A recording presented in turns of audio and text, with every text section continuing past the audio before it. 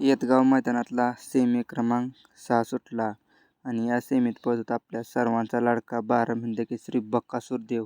आणि मित्रांनो, आज त्याचा पायरा होता गोकुळ बरोबर. मित्रांनो, घरचा साजच आज आपल्याला पळताना दिसला आणि ड्रायव्हर होते बबलू चाचा.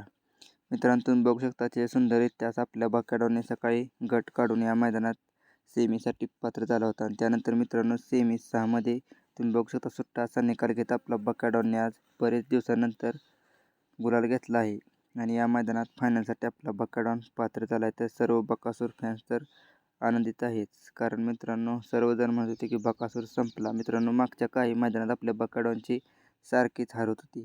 त्यानंतर मित्रांनो बकाडांच्या पोटातनं तार काढली आणि आता पुन्हा त्या दिवसात मित्रांनो आरामानंतर पहिल्याच मैदानात आपल्या बकाडांनी खतरनाक असा कमबॅक करत मित्रांनो विरोधकांना उत्तर दिले आहे आणि या मैदानात गुलाल घेतला आहे. त्यासाठी मित्रांनो सर्वात पहिल्यांदा आपल्या बकाडांना आणि गोकुळला या मैदानात फायनलसाठी शुभेच्छा देऊया. मित्रांनो, गुलाल तर भेटलाच आहे, तर एक नंबर केला तर आणखीच बरं होईल. तुम्हाला काय वाटतंय, या मैदानात आपला बकाडान एक नंबर करेल का? कमेंट करून नक्की सांगा.